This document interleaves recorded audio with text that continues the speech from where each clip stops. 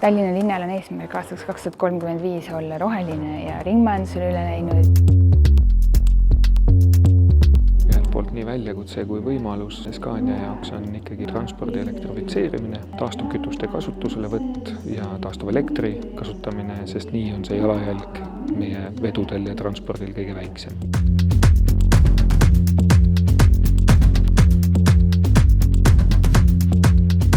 Riigi poolt on lähiaastatel tegelikult selline ka 5-10 aasta vaates pikas perspektiivis suurim väljakutse, ühtlasi võimalus ka liikuvusreform, et kuidas me kujundame Eestis ümber oma transpordivõrgustikku, ühtlustame graafikuid, et meil oleksid paremad teed, paremad ühendused ka maapiirkondades näiteks ja linnas, ma arvan, linnatees on suurim probleem ikkagi autostumine, et siin mängib väga olulist rolli linnaplaneerimine, sest kui autostumine on tõusuteel, see näitab, et inimestel ei ole paremaid ja mugavamaid variante liikumiseks, aga see peab kindlasti muutuma.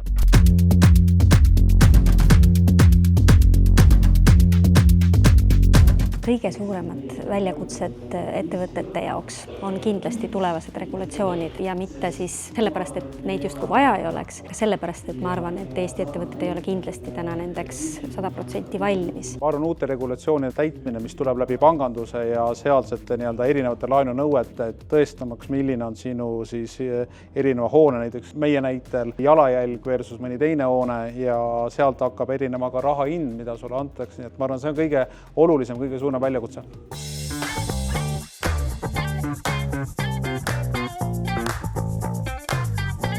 Soovime seada siis eesmärgiks selle, et avalik sektor fossiilkütustest 2040. aastaks loobub.